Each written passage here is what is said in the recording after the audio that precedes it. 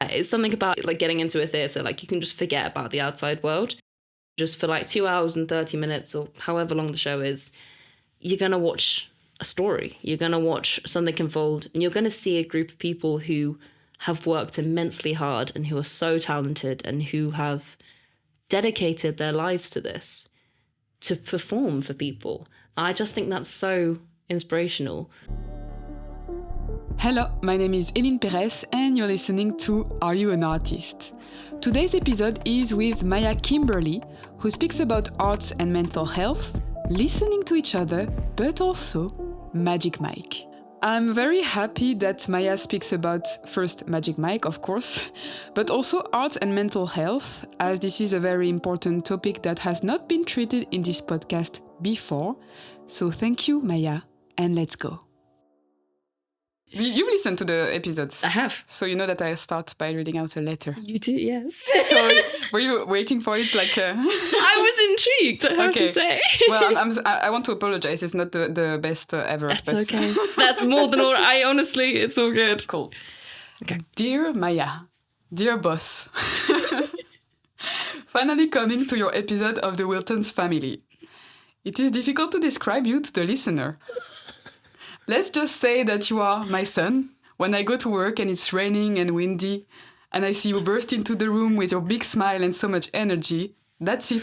If there is a Maiya, everything is fine. Oh. I am, of course, very curious about your artistic practice. I know that you are interested in drama and mental health. I also Googled your name and discovered that you play the saxophone. So Maiya, tell me everything. Are you an artist? I love that you Googled me. That's great. I don't know. I honestly think like with that question, I've listened to so many of your other podcasts and I've been thinking about it since you asked me.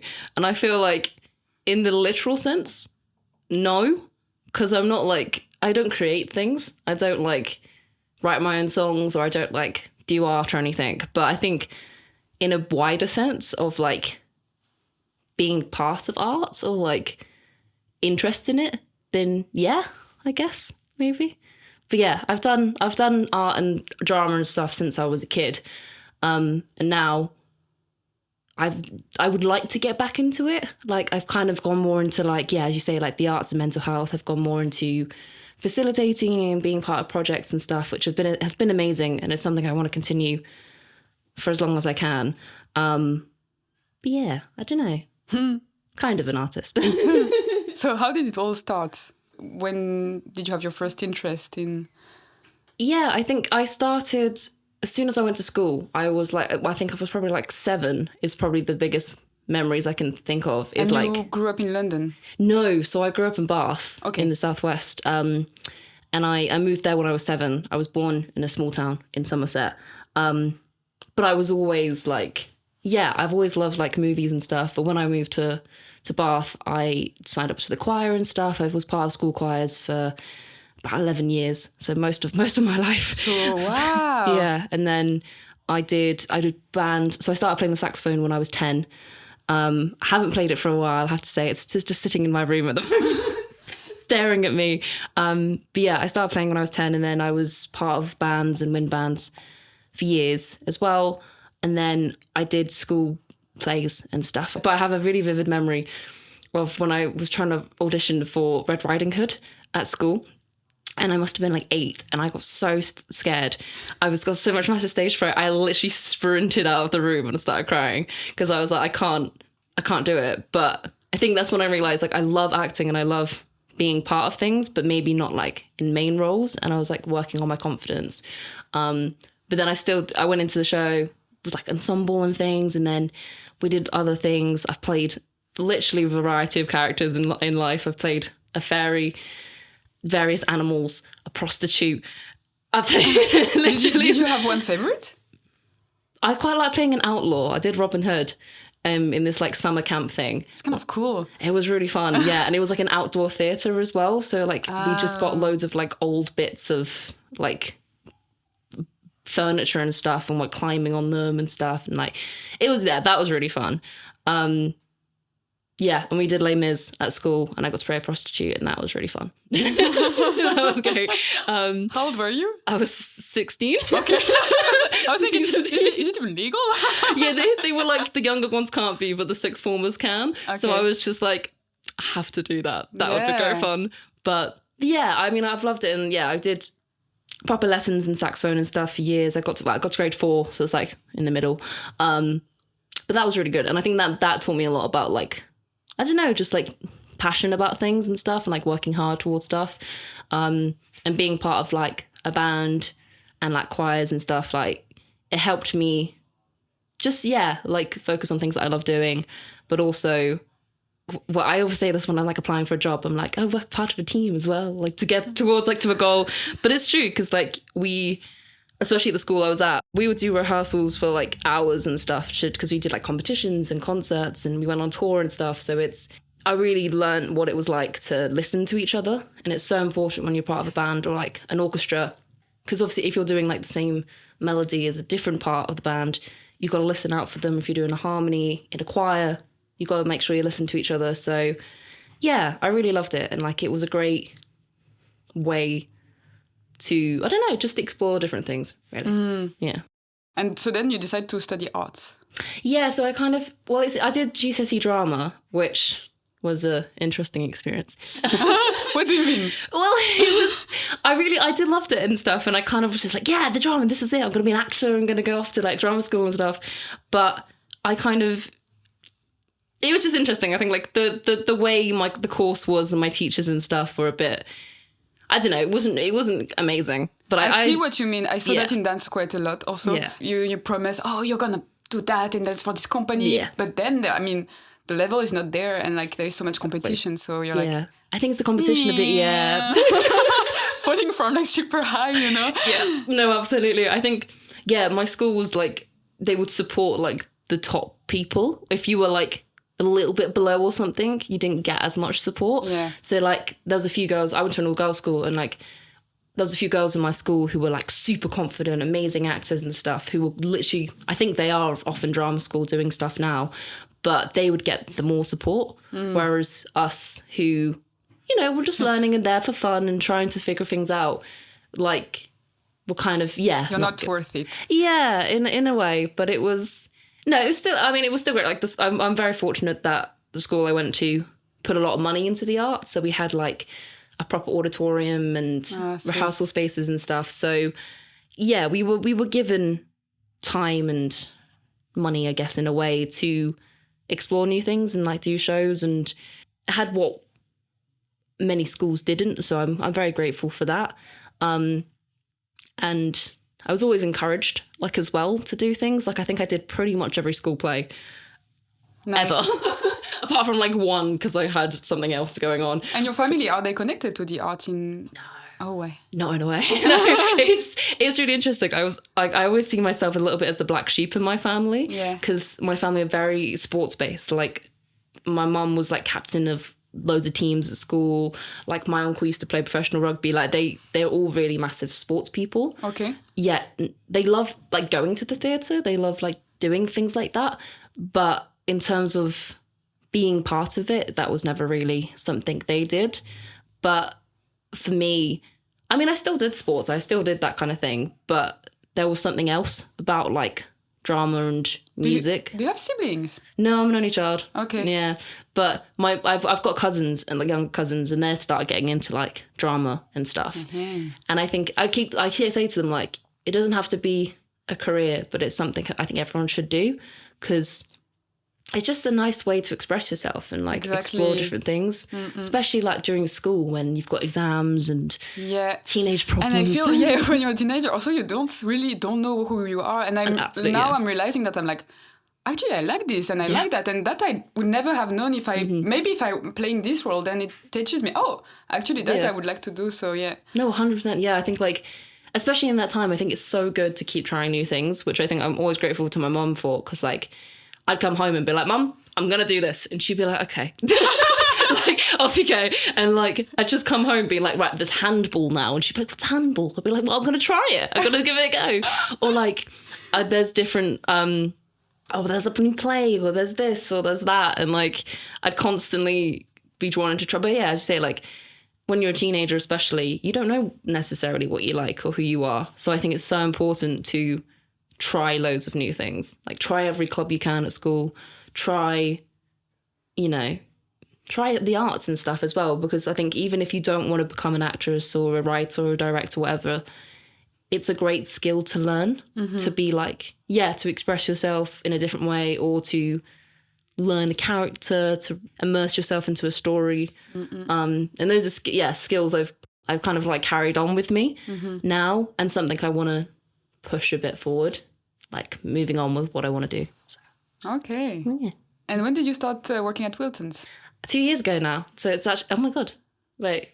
Oh my God, yeah, it's been 2 years. Sorry, I just realised. Happy birthday. Thank you. Oh my God, time's gone so fast. Yeah, it was, 2 years and 4 days ago I started. Yeah. And was that with Shane, or like that kind of roughly the same time? Montageline, I'm here speaking about the wonderful Shane Stewart, who was one of the first guests of this podcast. So his episode is out. If you want to check it out, please do. Yeah, Shane started 2 days before me, actually. So we did our masters together. We did creative arts and mental health at Queen Mary's. And one of our colleagues who also worked at Wilton's, well, our classmates, that's our friends, was like, do you want to have a job somewhere? And I just finished working at another store, and I needed a job just for the time being. That's something that worked around uni as well.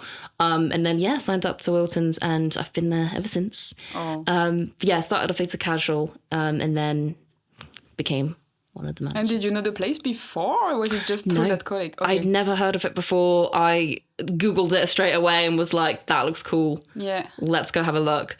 And I think as soon as I walked in for like my orientation, I was like, this is just such a beautiful building. And yeah, it's just got a good vibe to it. I think like it's changed massively in the past few years. Like, yeah, I guess not like of the building, but in terms of management, like in terms of staffing wise, we've had a lot of changes.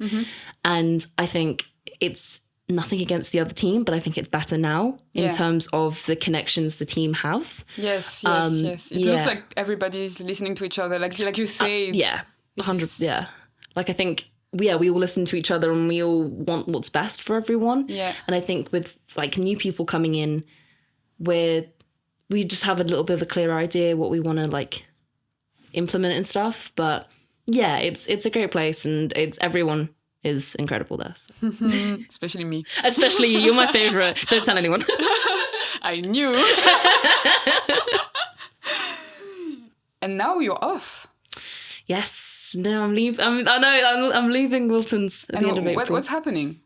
I'm actually moving to South Korea for a year, which is quite a daunting thing.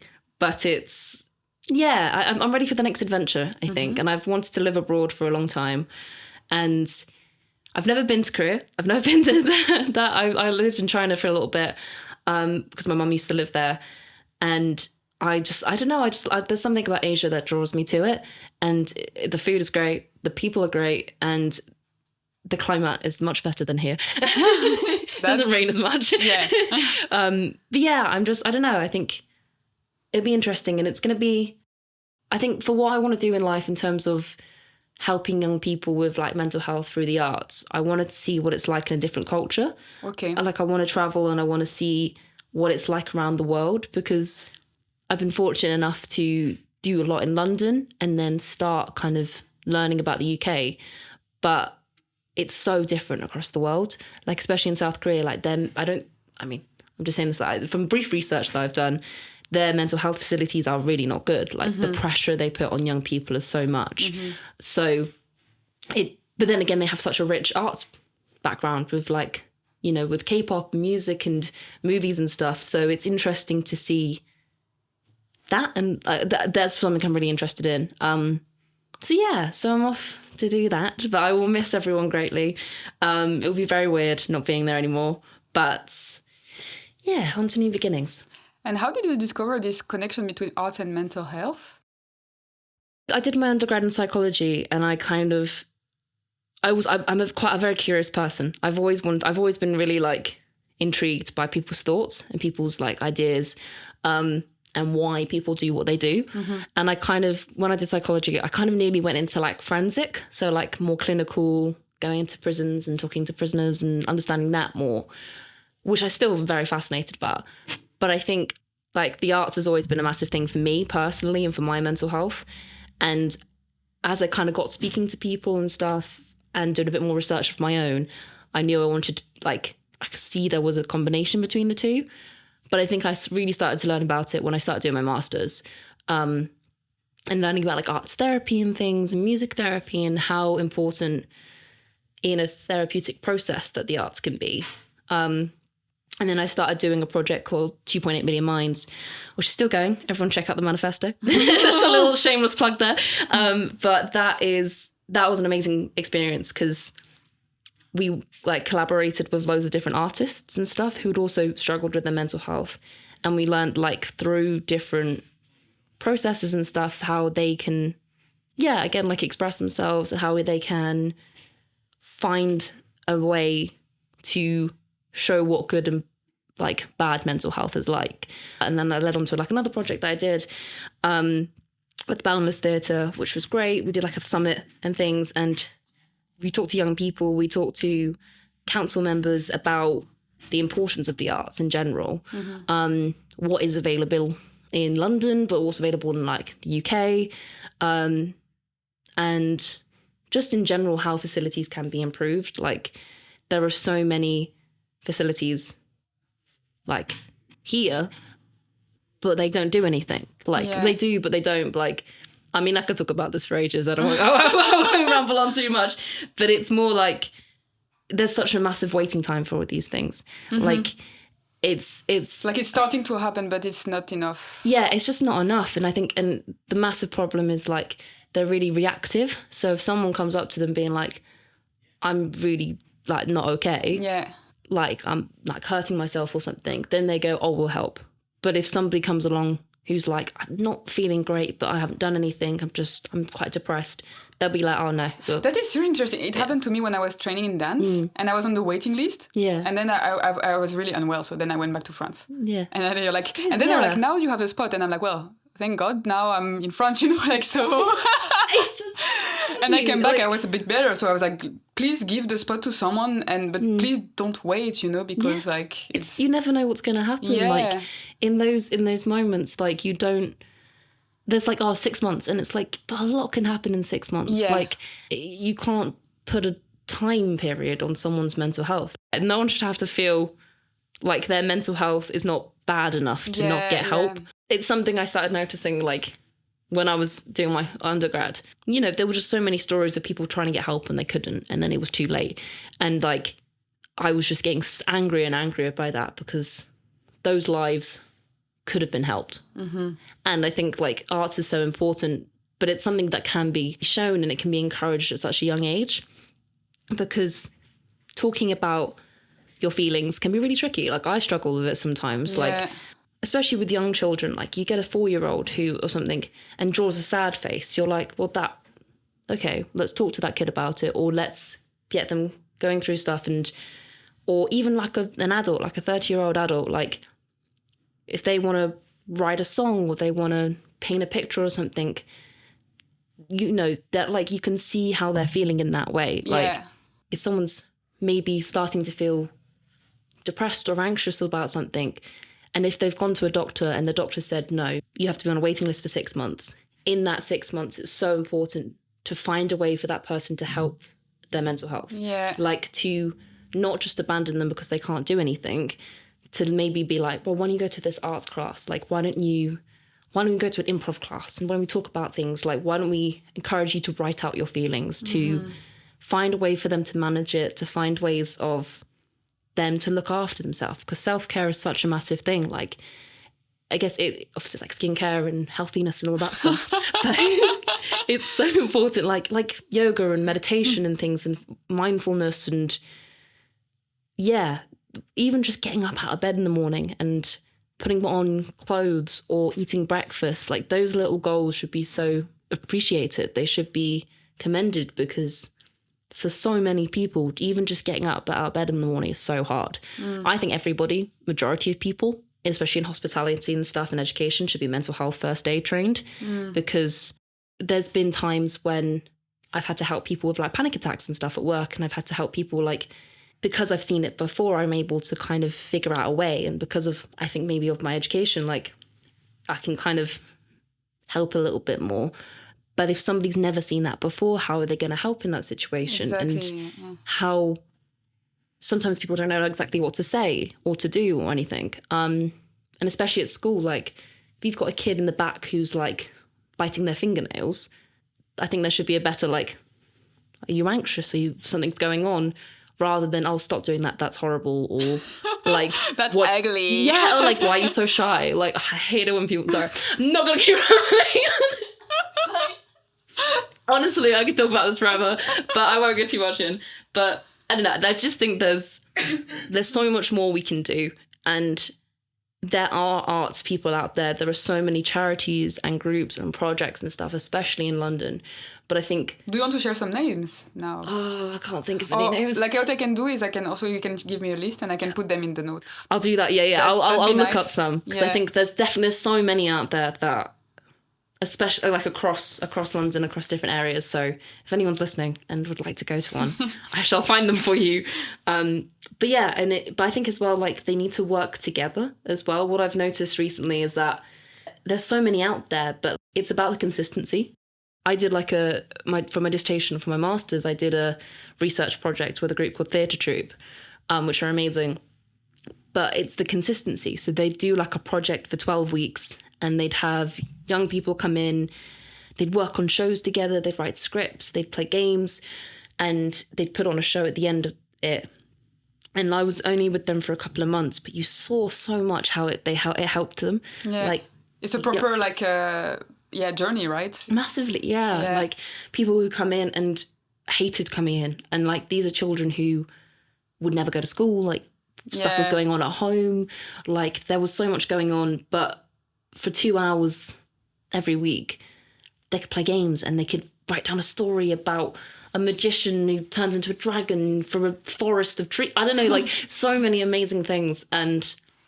But it was such a shame because once they've done that, that's it. They're left, and it's like you need that consistency. I mean, it's funding at the end of the day. Like these projects can't continue without money. But it's rich people. Rich people, listen up. We need you, okay? We don't have to go on Mars. Please donate to these worthwhile causes. This is a plea to all of the rich people. Yeah, it's I don't know, it's a difficult thing. It's a lot of work ahead of us, but we're going in the right direction. And I think, yeah, that's something I want to do. And I think as well, people with lived experience is so important.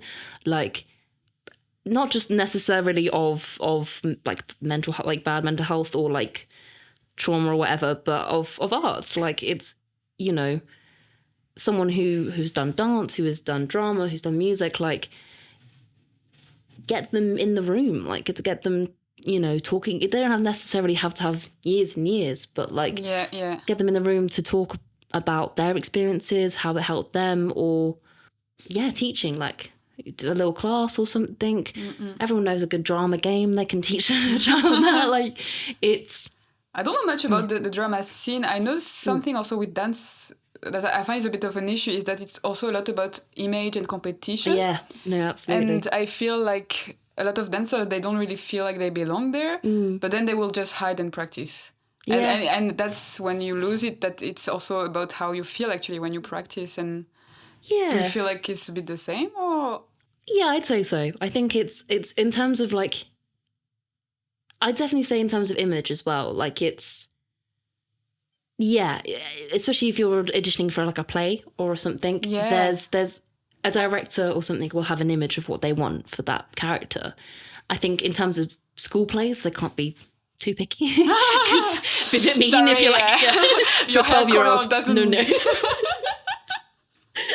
I mean, well, but it's, like we had, I think it's definitely, you see actors today and stuff, like the rejection is brutal sometimes because you can audition for 10 parts and probably only get one or something, or a one callback, or like in my experience, like, yeah, I remember like. Did you audition for? No, I haven't auditioned for like big things. Like I no, saying that, I auditioned for Mamma Mia. That was fun. Wow. On West End. Was it? Yeah. I was awful, but it was fun. We did like an open audition. And we were literally in the queue for like 5 hours. Like, it was crazy. There was so many people there. And then we got in and it was a dance call first. I can't dance. Let's just say that. I can dance badly, but I can't dance properly. And you have to learn it so quickly. You literally have like 5 minutes to learn this whole routine. But I was just loving it. I was just dancing along. I was singing. I was like, it was great. And you got to be on the stage. So that was probably like the biggest thing I've done. And I've sent like self-tapes and stuff in, but it's I'd say like it's so much about image and so much about competition. Like and I think that's a massive pressure that is put on everybody. I think like to try and succeed in any form of arts industry, there's the competition. Like even getting into like drama school, like I applied to drama school and didn't get in because again, like lack of experience, or again, there's thousands of other kids who's trying to get in as well. Tried for things, and I think, but I want to keep trying as well. Like, okay, so this is something you want to keep like. Yeah, I think so. Like, it's not something I necessarily want to be like professional in. I used to, and then I think we'll see. I don't know. Well, maybe I'm never saying no, but I just love the feeling of it. Like, so getting lost in a character. Like the last time I did proper acting was in Masters, so only a couple of years ago. And I joined part of like the society, and we did like really random shows, and it was great because like just getting lost in a character, getting lost in a story, and yeah, it's really nice. Like it's just, I don't know, yeah, it's a weird feeling, and like the fact you can tell a story that might resonate with somebody as well. Like whenever I see, I mean, anyone who knows me, I'm a massive like musical theatre fan. I feel like you go and see shows all the time, right? I see a lot of shows. I'm part of like a group called Masterclass. If there's anybody 18 to 30, check it out. Because you can get like good tickets, and like the masterclasses with like directors and writers and things. And they offer deals a lot. And I've been fortunate enough to go to shows through them. And I love it. I love the environment. I mean, since working in a theatre, I definitely am more vigilant. If I see someone's phone out, I'm like, I'm on it. But I'm not working. But no, it's just, I think, yeah, it's something about like getting into a theatre. Like you can just forget about the outside world. Like you can just, for like 2 hours and 30 minutes or however long the show is, you're going to watch a story. You're going to watch something unfold, and you're going to see a group of people who have worked immensely hard and who are so talented and who have dedicated their lives to this, to perform for people. I just think that's so inspirational. And I love it. I just, any musical, any play, it's just, yeah. I don't say no to many shows. I'll happily see anything. But yeah, I don't know. I don't really know where I was going with my point, but there you go. That's fine. Okay, now, Maiya, we need to speak about Magic Mike. Oh, God. I said I wouldn't say no to any show, so... So Maiya is inviting us for her, like, leaving party to go and see Magic Mike. Why? Actually, firstly, I'm very surprised at how many people have said yes to this. Eline from the montage, sad news, we are not going to see Magic Mike anymore. We decided that it was a bit too expensive indeed, but it's still nice to listen to how we talked about it, so I'm really enjoying that. I think it's great, actually, you know? Because I would never go and see that, so... I think, it's one of those shows, like, I've been rethinking this because I'm like, God, it's quite expensive. So I just think won't it be funny? I think, like, to have a laugh with friends and stuff, but also, I mean, shamelessly, they're very hot people. So, But I'm very curious also because it's often like women's bodies sexualized so much. It's so, yeah. So I'm super curious to see this show. Well, I think that's the thing, like, you wouldn't necessarily, because like strip clubs and stuff and maybe women and stuff isn't isn't a show. Well, it is a show, but it's maybe seen as different. Whereas a group of men taking their shirts off and dancing and stuff, I don't know. It's very different. It's less types. loaded in a way. It's really interesting. And I don't know why. I mean, I think it's because, like, obviously the film has been made, and like, I mean, there's been many films and with big names, obviously, like Channing Tatum and stuff, to make a stage show of that. I think people have gone, oh, it's just an adaptation of the film, so it's not a big thing. But, like, it's as you say, like, you're still sexualizing men's bodies. Yeah. And in a way, because these men obviously have worked out a lot, they're very physically fit, but is that setting unrealistic expectations of men again, and like maybe with women as well? Like, but I don't know, it is really interesting, and maybe that's part of it as well, maybe kind of going along being like, so we're gonna come with our little notebooks, we're gonna review it. Yeah, we're gonna like social analyzing of the show. I think so, yeah, as well, because like it's interesting because like I mean, I don't know obviously their audience numbers, but I assume the majority of them are women. But I don't, obviously men go and see the show. We've got guys going to see the show, so you know who you are. But I think it's interesting because like it should be, you know, it should be open to anyone. Like there's definitely nothing on the thing being like this is for women only. Yeah. But then strip clubs in general are gentlemen's clubs. They're for men only. Yeah. Whereas I'm like, well, why can't, if women want to go and support women and like that, I think that's the main thing. Like, it's a life choice. Like, if anybody wants to do that and they enjoy it and they're happy and they're safe, do it. Like, that's okay if you want to. But it shouldn't be a secretive thing. I don't think it should be like, only men get to enjoy this. Yeah. It's like, no. I feel like in London it's a bit better for that kind of stuff, though. It's a bit less hidden somehow. I think they're less...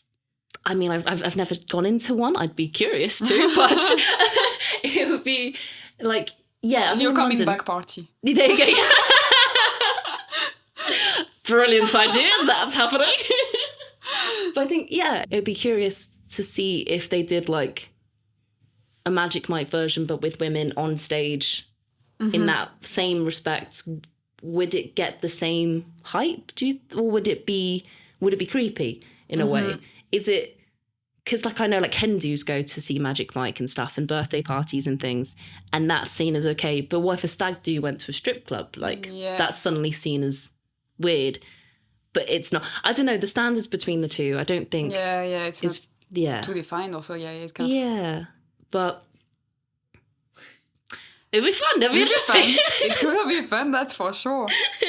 So do you have an idea, do you want to create something at some point, you think? Is that like you're accumulating all like the experiences and everything? And yeah, I think so. I think I'd love to create my own thing. Like I'd love to create my own group where young people can come and express arts and stuff, but also you can come and try different things. And I think the world of art is changing so much. Like there's visual arts now, there's live art, there's AI, there's videography, cinema, so many different types.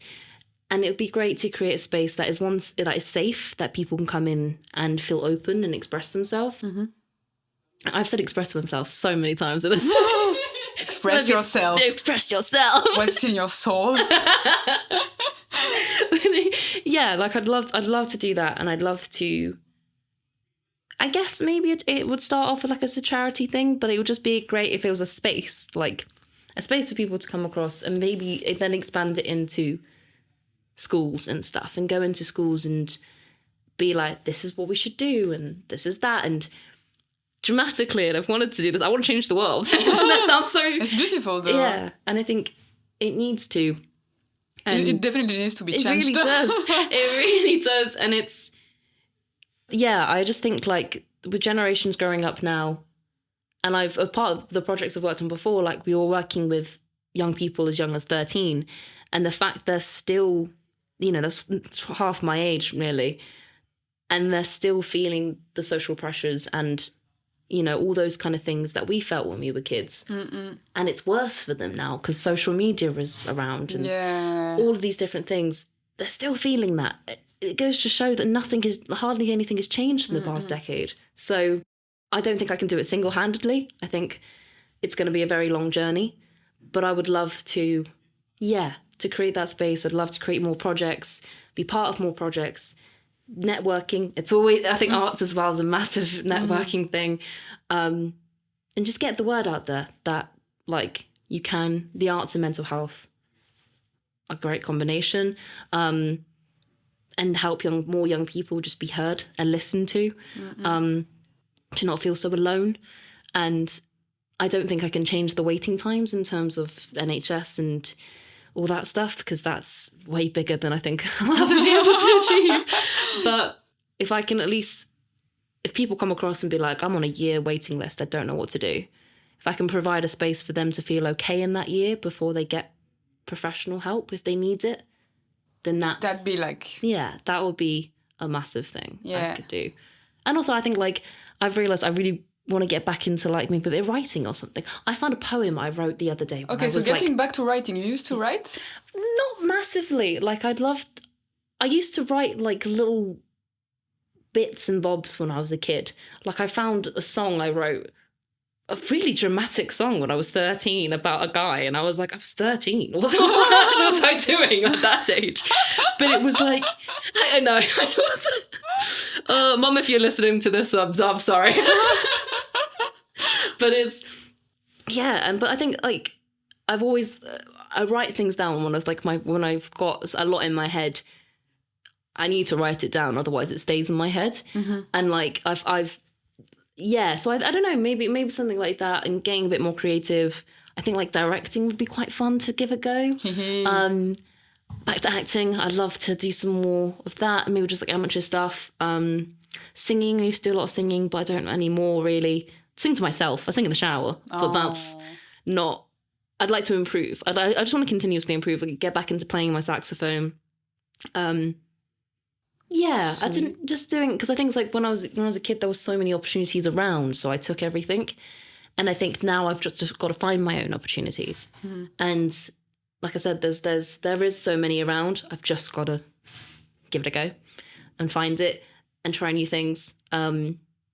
I continue to go to the theatre. I have so many shows I want to go see. So that will not stop. But yeah, I don't know. We'll see. Hopefully. And as a human being, what is your strength? Oh, God. I think I'm quite empathetic. I think that's the strength. I think I can be quite good at reading people's emotions. And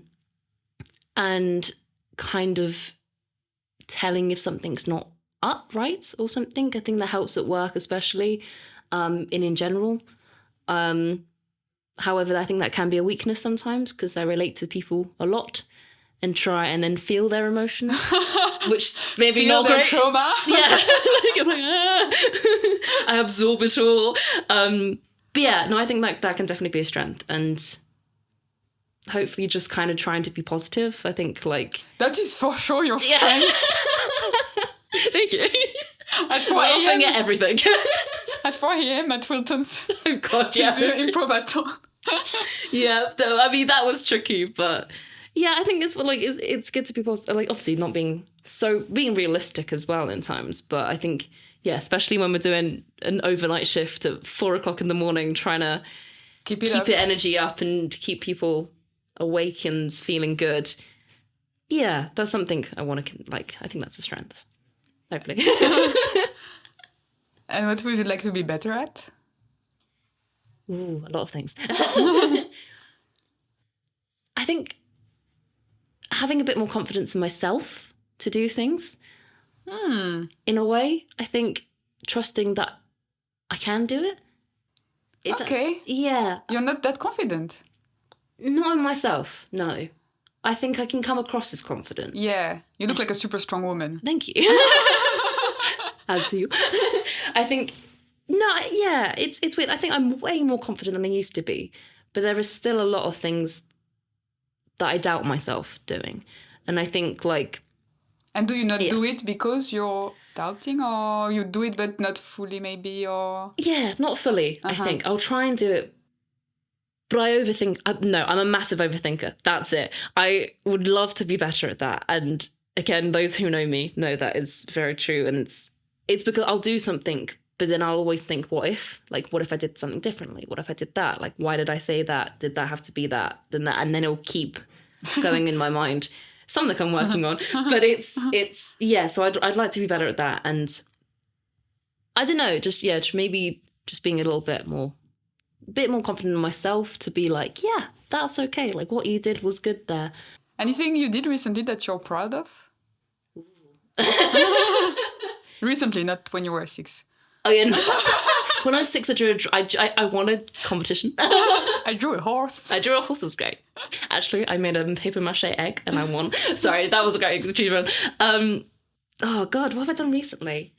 I think, yeah, there's the project I recently worked on, which was a mental health summit, and I helped create it, which was really great. And also I was part of like a panel. So I like stood up in front of, well, I sat down in front of people, but I was on a stage and I was like speaking about it. And I think like not being afraid to just be open. I think like sometimes I feel like I ramble sometimes, and I feel like I speak a lot, but it's like I'm very passionate about things. And I think like giving myself permission to be like, no, this needs to be said, this needs to be done. Yeah. And that's okay if I say this.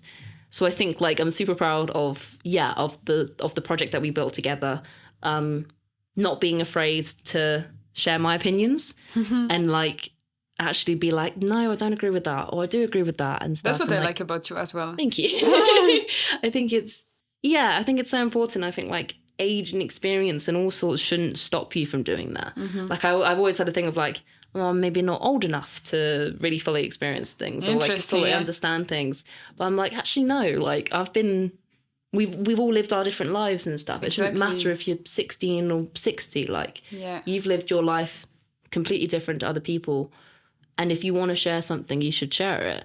So yeah, I'd say that I'm proud of what we did together and what I contributed to that day. And just for, standing up on a stage in front of people, which would have been very terrifying. It was very terrifying. Thank you. Woo! Yeah. But pride is a very weird thing. It's I think it's good. I'm not going to go into a ramble about the importance of pride. But It's gonna be like podcast about philosophy. It's pride. What does it mean? We actually, sorry, really quick tangent. On the project that we did, we asked young people like, what does pride like taste like and what does it smell like and stuff. Like what color is it? And they all said pride was the color purple. And stuff as well. But somebody said a really interesting point, and that like pride can be like licorice. So like some people hate it and some people love it. But also it can be like sweet and bitter. Because you can be like proud of like maybe a bad decision that you've made or something, and it's bitter, or you can be proud of something that's really good, which is quite sweet and things. So that's really stuck with me. So nice. There you go. I invite everyone to think, what does emotions and pride and stuff feel like to them? Share your comments. There you go. What scares you? Ooh, we were talking about this, weren't we, on the other day? I think just disapproving others, like letting people down. It scares me. So you letting people down? Yeah, I hate letting people down. I really do. I hate it so much. And but I think, do you do it? It looks like you're not that kind of person. No, I don't think so. I never purposely let people down. But I think if I've made sometimes if I've made a mistake or something and somebody goes, well, that's not, you've let me down or something like that. Like even silly things, like if we've made arrangements to go get coffee and I've said, I'm really sorry, I can't, I would feel like I've let that person down because we've made a plan. Yeah. And I'd never cancel unless it was literally I'm dying or something's happened. Like, that's like the only 2 reasons that I would cancel things. Yeah, I think that's one of my biggest fears. Like I just hate laying people down and upsetting people. And snakes. I hate snakes and dying. Okay. So yeah, sorry. And what's your strongest desire in life? Ooh. Avoid the snakes. Avoid the snakes. Run away. Don't move to Australia. That's the strongest desire. I think just making a change and making things better. But also not losing myself in that. Making sure that I look after myself, but also and recognize my own strengths and stuff. Like, it's always good if you want to help other people, always see it in yourself first. Like, if your glass is full, you can help other people and you're feeling confident. But if it's empty, you need to look after yourself first and fill that up before sharing the water and sharing the love. So yeah, I think strongest desire is, I don't know, just make people, like, I want to make sure people don't feel alone and make people feel safe, but also look after myself. So. Sweet. Beautiful. Do you want to be liked or approved? Yes. Definitely. I think to be... Yeah, I think so. But then I think I've gotten to a point in life, like, if someone doesn't like me, maybe it hurts, but it's also, I've kind of like, okay, like, not everyone's going to like me. Like, sure, like, I think I've spent a long time in life, especially, like, growing up, I was like, I've got to fit to different people. Like, I think especially at school. Oh, wow. Kind of adapt. Yeah, always. I tried to adapt to different people. So, like, I was part of, like, different groups at school, like, trying to adapt to that. Then I was like, I don't really like that. So try to adapt to other people. And then I think it's taken me a good, like, probably 10 years to be like, the friends I've got now and the people I've met now. It's like at Wilton's, like, I can be stupid and run around and, like, dance at 4 o'clock in the morning and no one's going to judge me. And I'm like, that's me. That's who I am. Yeah. And I feel like I don't have to adapt to people at work. Yeah, that's so nice. Yeah, it's so nice, like, not having to come in and be a different person. And then, like, with the friends I have around me now, like, and yeah, I never feel like I have to be different. But yeah, I'd still, like, I think especially working in hospitality, not everyone's gonna like you. That's just the fact. But yeah, I think for those who I care about a lot and who are important to me in life, I would like to be liked and approved by them. But like a stranger on the street, yeah.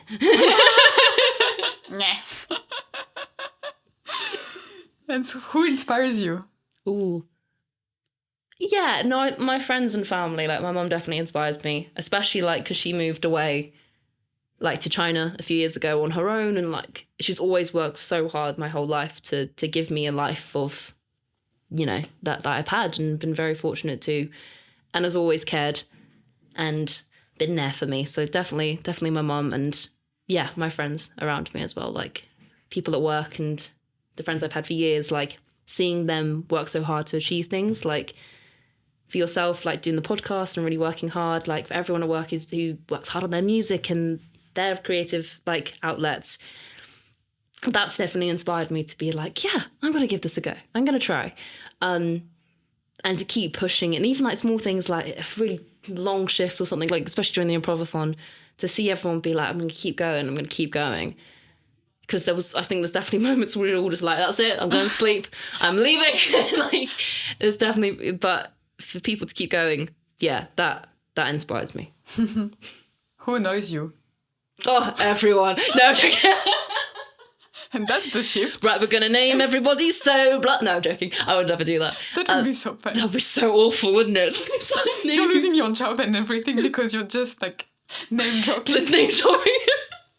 I'm going to get to work tonight, but like, so you've been fired. I mean, the thing, though, people have to listen until that moment. Exactly. So that's fine. As long as you release this episode after I've left work. Then, that's true. There you go. Then I could just listen.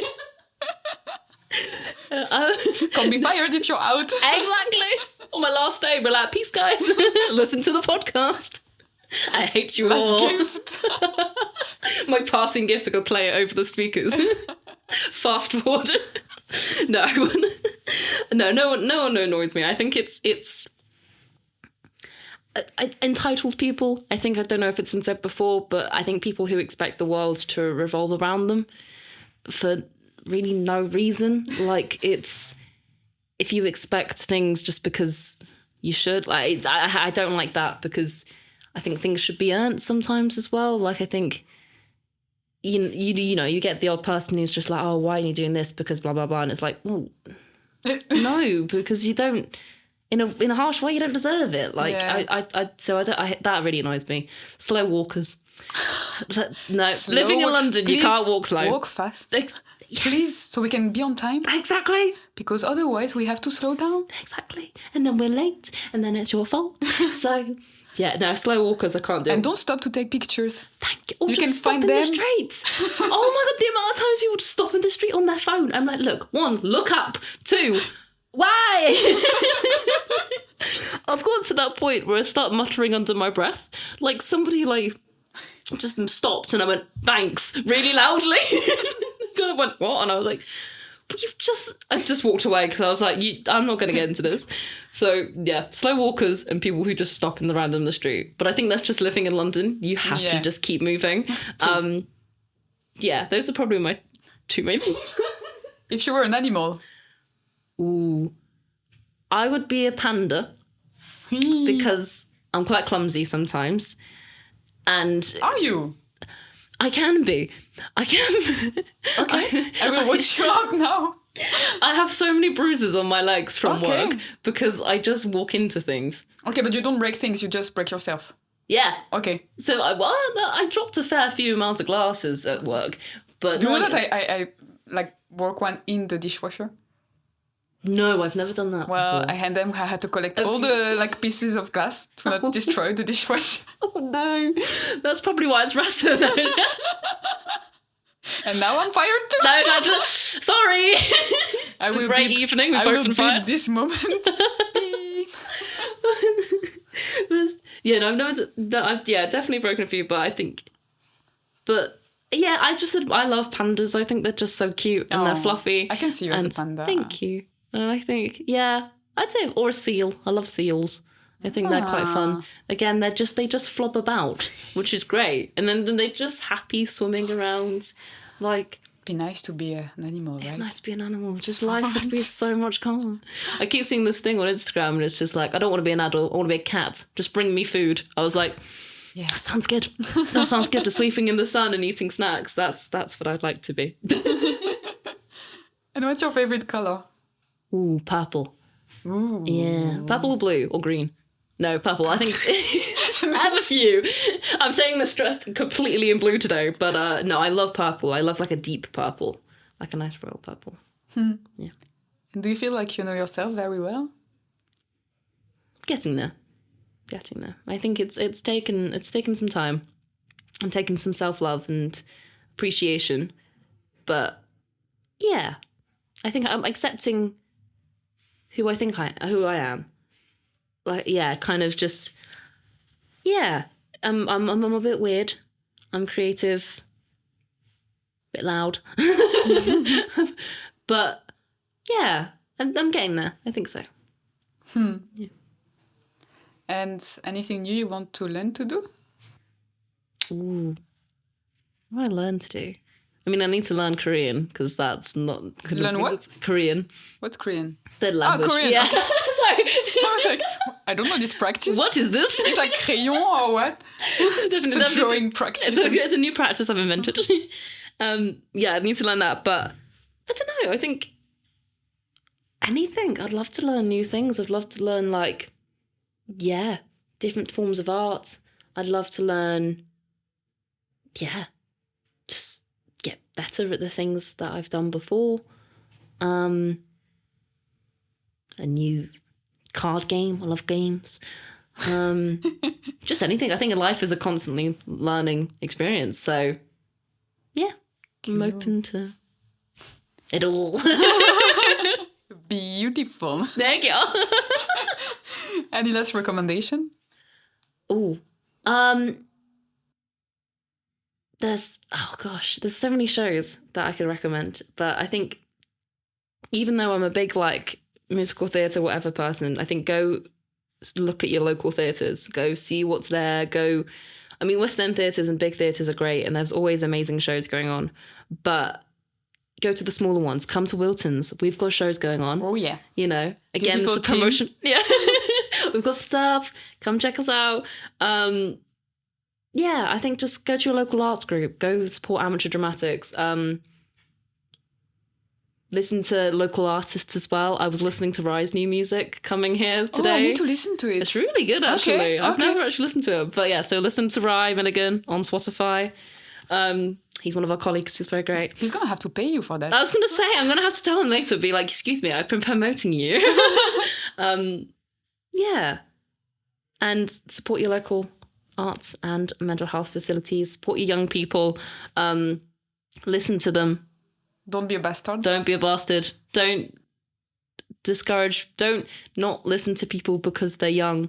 Don't tell them that life hasn't started and they don't understand, because the only people who are going to understand their own lives is them. The only people who should have a say in what they do for their lives is them, and what should continue. So, yeah. I'm like, wow, this was... Thank you. I've just forgotten like everything I've said as well. This is going to be really interesting listening to this back and be like, God, what am I saying? I mean, you're really clever. I mean, I knew you were clever, but now, like, you're really high on my... Thank you. Like, you gain a lot of... Like, above everybody at Wilton's. Oh, thank you. Let's get this in writing, She's please. the queen now. I'm going to be like, no, but you don't know. I know Maiya. You know me better than anyone now. That's it. Do you want to redirect people to... ...